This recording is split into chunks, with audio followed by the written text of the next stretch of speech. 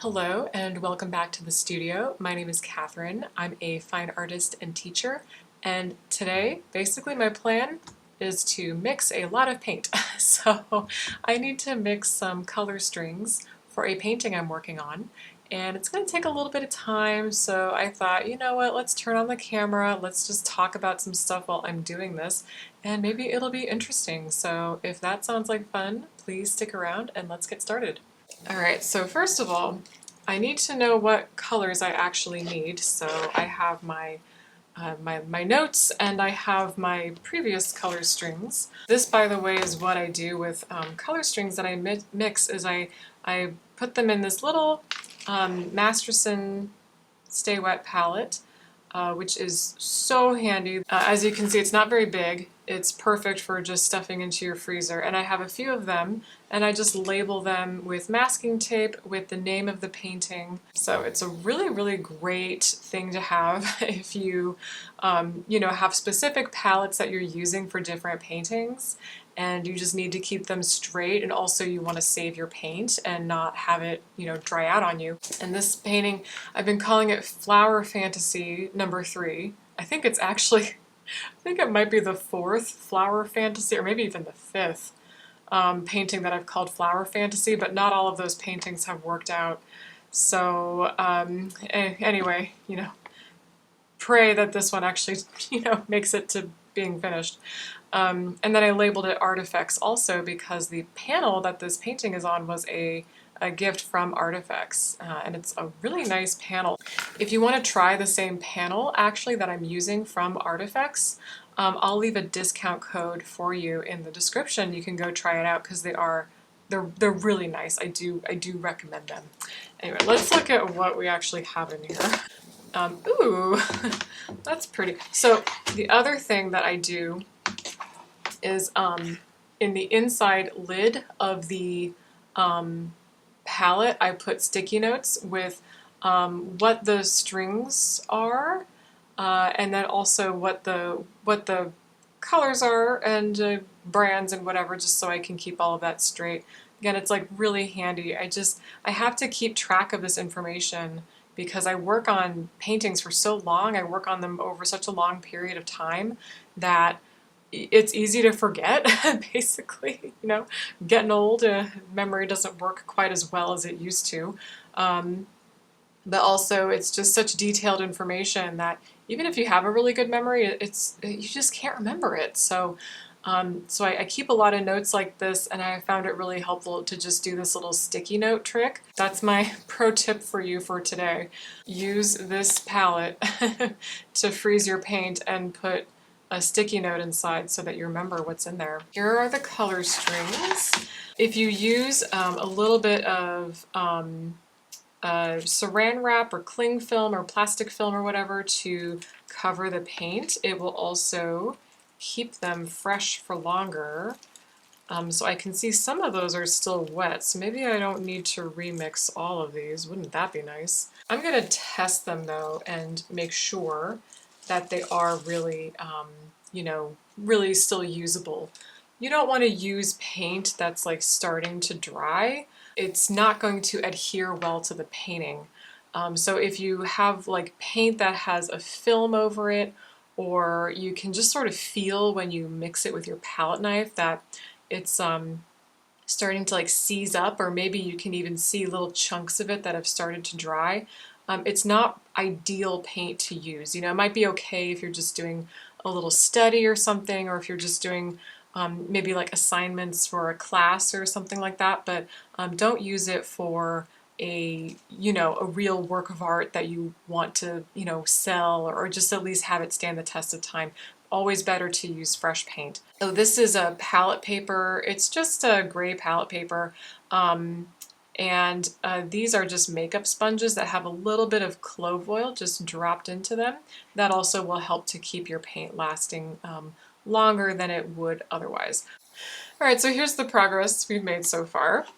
I've basically just removed all of the color strings that were dry or starting to dry, or were just, too dry to use, basically. Time to mix new color strings. So next part then is to gather the paint that I need. And I have it in my this little notebook here. These are all of my notes that I have about different paintings and such. All of my color mixing notes and stuff like that. So here's the notes I have for this current painting. And this, by the way, is the panel that I'm working on. It's this Artifacts oleo panel, which is it's a ACM panel with a lead white oil primer on it. So there's no linen, no canvas or anything. It's just a ACM panel with this lead white oil primer applied to it. I actually like the linen one just a little bit better. Yeah, I think it must be this one. This one was really my favorite. This is I really like this surface, but this one's really good too. So anyway, that's the surface that I'm working on. Again, the discount code for the Artifacts panels is in the description below, so go check that out. And yeah, here are all my color mixing notes, all the colors that I need to mix my strings. So I'm going to use that as reference while I'm doing this. Get all this stuff out of the way. All right, I'm going to start with raw umber, my raw umber string. So I have raw umber and titanium white. That's what I'm going to start with. And then I have a little value scale here, one that I made. This is just oil paint. And then I sort of painted it on a sheet of canvas paper or whatever, and then laminated it with packing tape so that I can paint on it. This has dry paint on it. Maybe you can see that. I don't know how well that's reading on camera, but it has oil paint that's kind of dried on it, so I'm going to get rid of that. It's really easy to get rid of with just some rubbing alcohol. There we go, all clean. So I'm actually going to mix this on this separate palette over here and then line up my strings nicely over here, because this is the palette, of course, that I'm actually going to use, and it's just a little bit neater and cleaner if I can mix everything over here and then keep this clean and line up my strings nicely on the big palette. So that's what I generally do. So there's raw umber, titanium white, and now we gotta just mix. Not a big deal. So let's go. Well, I was thinking about actually a comment that I got lately on a YouTube short about, well, I don't remember exactly what the person said verbatim, and I wouldn't really want to repeat it anyway. But it was basically saying something like, there's not really a failure in painting. If you are painting something and it doesn't look the way you intended it to, or it turns out differently from what you expected, well, that's just, that's just something maybe to adapt to, or it's just a new style, or something like that. I mean, that's something I've heard, I think, for as long as I've been painting, which is a long time. And I imagine if you're a painter too, you've probably heard similar things.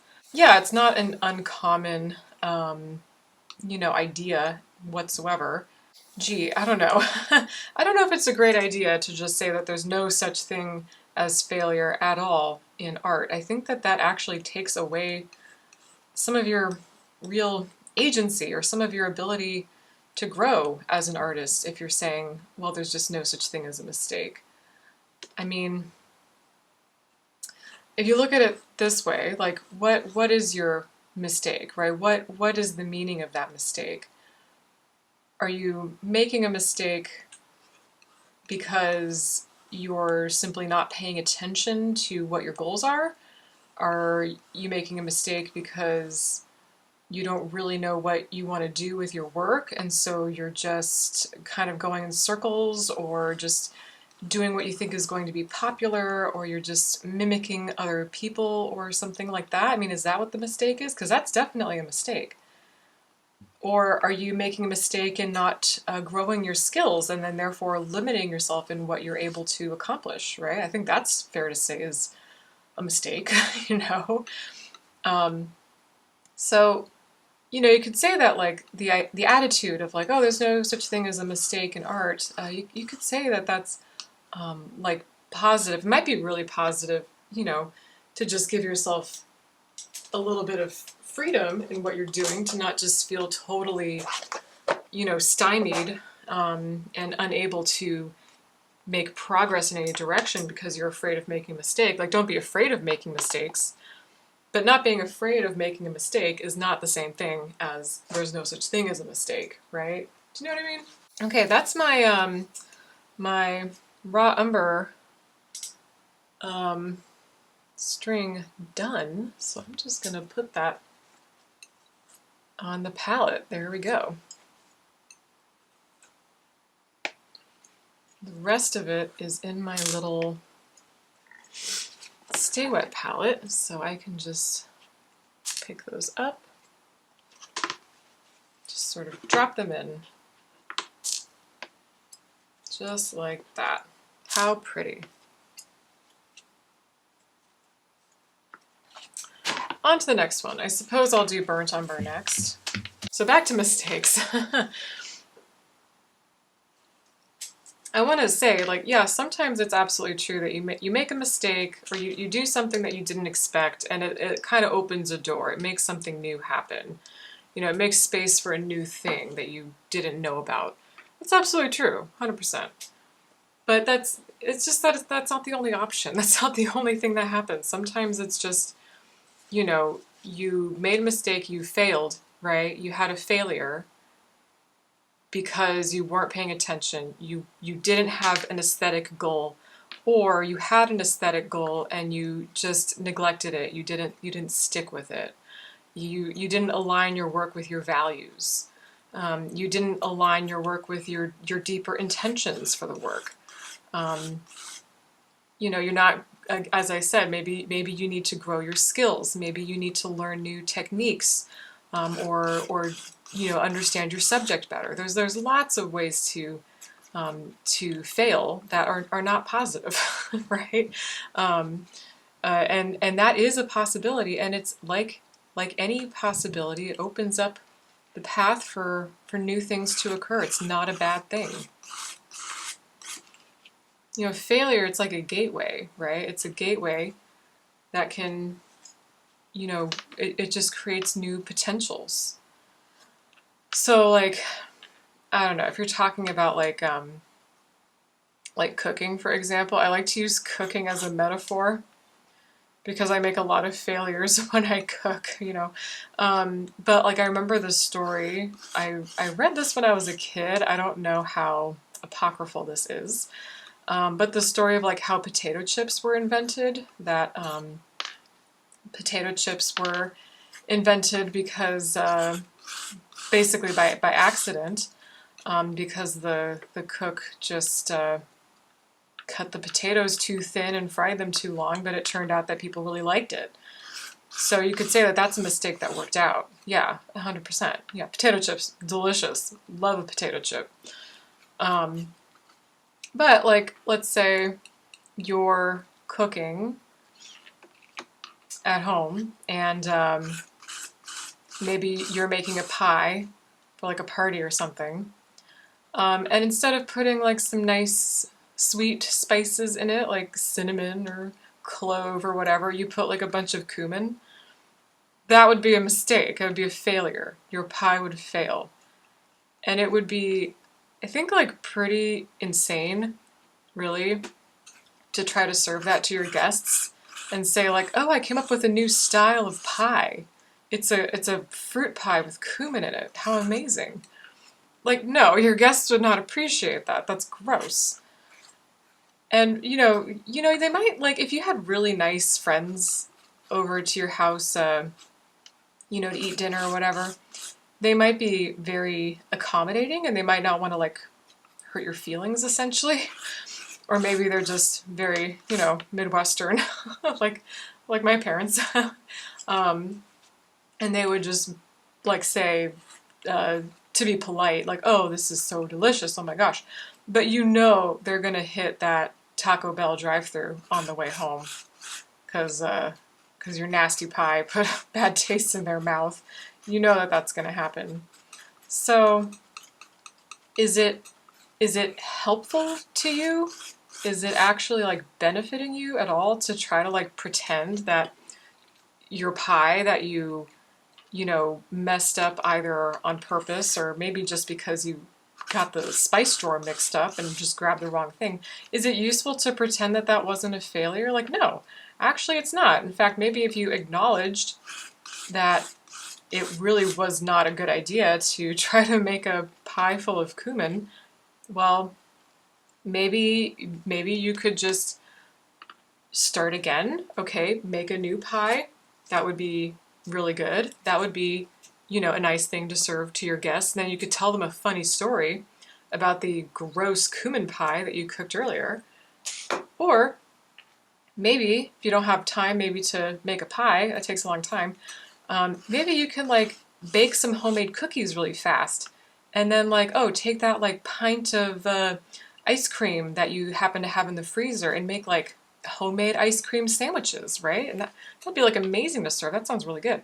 Or maybe you would have to like totally, you know, improvise, and maybe you make like a cheese plate with some like fancy cheese and like some crackers you happen to have and like, you know, some nice mixed nuts that you happen to treat yourself with from the grocery store last time you were there. Like, you could do any of that stuff and that would actually be more creative and open new possibilities, and your guests would love it and they wouldn't have to pretend to like humor you. And it's all because you admitted that, okay, this pie is bad, I can't serve this to people. You have to admit that something failed in order to grow. By the way, that is my burnt umber string done. So I'm just adding that to the palette. And I love burnt umber. Burnt umber and raw umber are like probably my favorite paints, my favorite colors to work with because they are so, well, first of all, I think they're beautiful. I know it's not everyone's favorite color, but like look at how beautiful that all is. It's so nice. And besides that, they're extremely useful colors for painting roses, any kind of flower, really, as well as a lot of other things, of course, too. But I guess I should do yellow ochre next. I think yellow ochre is probably a little bit more complicated, so I gotta look at my notes here. And back to what I was saying about failure. If you just completely deny the potential of failure, if you just say like, it's not even something that happens, it just doesn't exist, you're limiting yourself. You're limiting your whole creative potential by just taking that option off of the board, right? So many things can happen when you just observe a failure, be honest with yourself, call it what it is, and then pivot, right? You can't just bypass it. That's what I'm trying to say. I think sometimes people will say, very well meaning, oh, there's no such thing as a failure. You're bypassing the potential learning that you could gain from just admitting a failure, but you're also just bypassing the emotional difficulty of admitting a failure, right? And what's that emotional difficulty? It's the difficulty of admitting that you're not perfect, right? Like, think about it. If you're saying, I can't fail, there's no failure, what does that mean? It means you're perfect. I have news for you, and I'm sorry if you don't like to hear it. I know I don't like to hear it either, but I have news for you. You're not perfect, okay? You're not perfect. Making failures, making mistakes, doing things that are not your intention in art, it's not just part of art, it's part of being human. Guess what? You're not perfect. You know, I'll wait for you to stop crying about that. But I think it's true. We have to accept that. You know, you have to accept that if you're an artist. You're not going to be perfect. So, step one, that means you absolutely can fail and will. Just, you know, get on board with that emotionally, okay? And then once you can get on board with that, once you your ego has recovered from the concept of the fact that you're not perfect, well, now you can actually use that. Now you can actually use the things that you learn from your inevitable failures to grow, right? And that's what we all want. We all just want to be better. We all just want to learn. We all want to just grow, make better art, amaze ourselves, challenge ourselves. But you don't get to do any of that stuff if you're just, everything you do is a grand success and there's no such thing as a failure. Let me tell you, really accomplished artists, I don't really think that way. I think, really accomplished artists, most of them in any case, I can't speak for everyone, most of them are pretty critical of themselves. But it's okay, it doesn't bruise your ego if you're going into it with the understanding that failure is your friend. Almost done here with this one.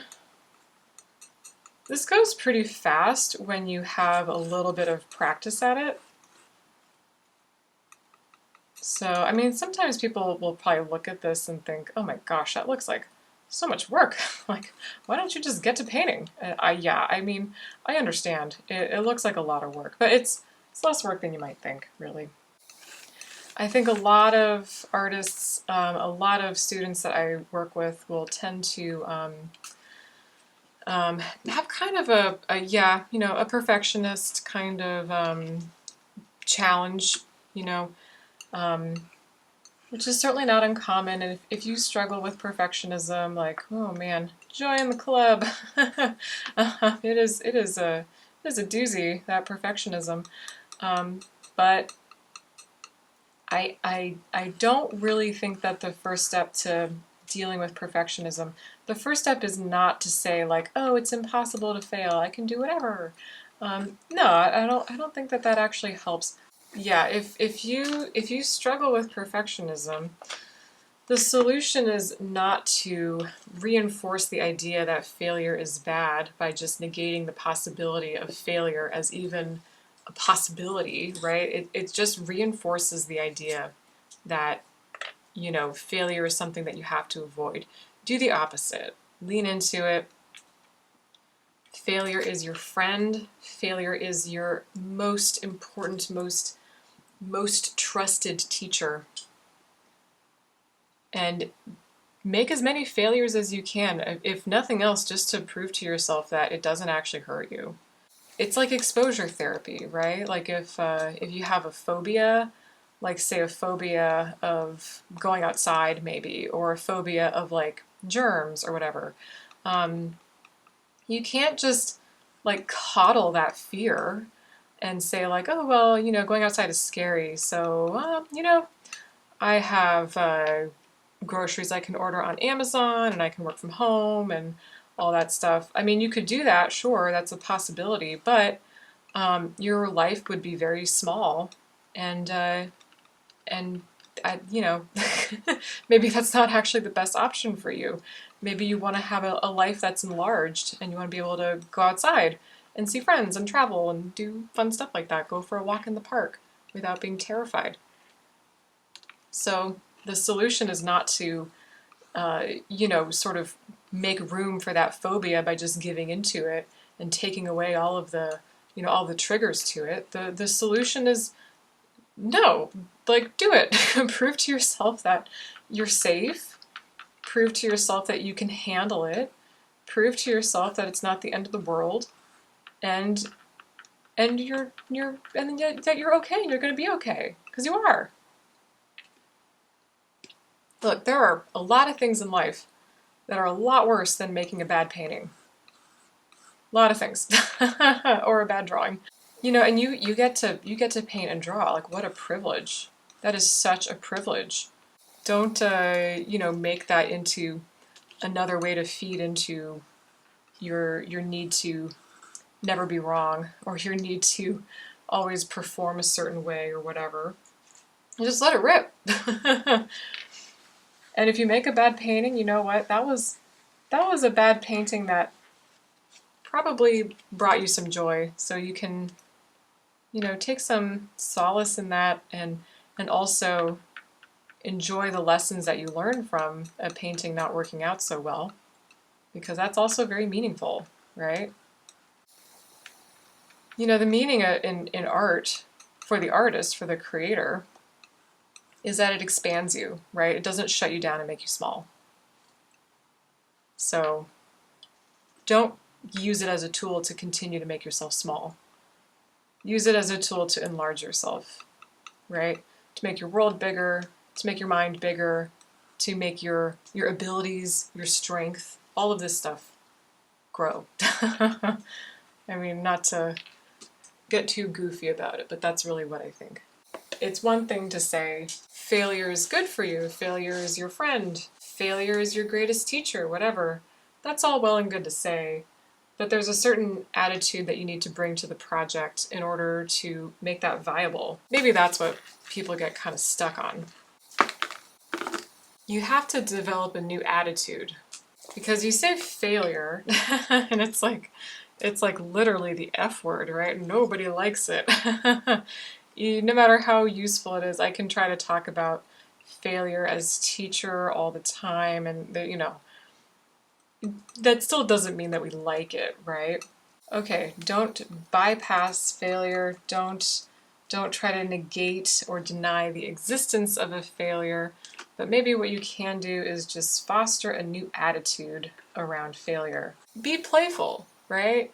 Making art, a lot of it is just playtime. It's fun, right? It's fun. And if you are bringing a playful, light attitude to painting, even if you are a very serious painter, you can do that, by the way, then when you make a failure, make a mistake, do something that was not your intention, you can just kind of roll with it, like, whoa, whoopsie daisy, and then move on. It's not a big deal. So even if you are, acknowledging a failure and you don't like that, it just doesn't have to be that big of a deal, right? You can treat that little failure like, oh, well, that didn't work out. And just be really light with it. It doesn't call for panic, right? So a different attitude that you bring to the problem will go miles and miles for just letting you be more open.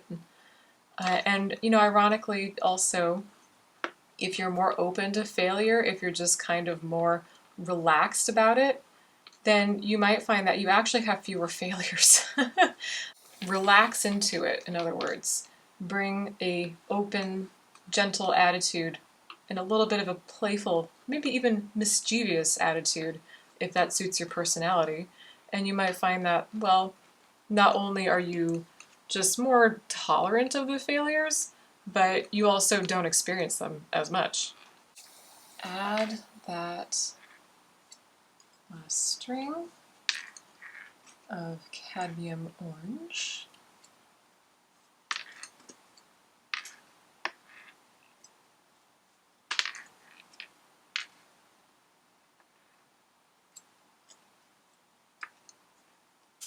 I do like mixing color strings. I find it very satisfying to look at. They're beautiful. They just remind me of like little candies or something. It's just, I don't know, that's really nice. And yeah, it's not hard to do. It's really not. It's not even that time consuming. I mean, I did that pretty quick. Now, I mean, granted, if you're not used to it, if you've never done it before, it's going to take longer, but, just like a lot of other things in painting, the solution there is practice. That's all. And, man, that's something I should make another video about also, is just, practice. How much we, I think, both love and hate the concept of practice. How challenging that is for so many of us, and also how that relates to the concept of failure as well. Because, man, if you are sensitive to failure, if you have that perfectionist streak in you that says you're not allowed to fail, it's going to make practice very, very difficult for you. All right, there are my color strings. My palette is ready, and that means that I get to paint. They are so pretty. Which one's your favorite? I always really love the lead tin yellow string, this one right here, which I think is just so beautiful, just such a unique color. It's almost like a silvery green or something, I don't know. But that one always just really strikes me as a very interesting color. So that is it for right now. That's all I have to share. Thank you again for being in the studio with me, and I will see you back here next time, I hope really soon. So happy painting, everyone. Bye-bye.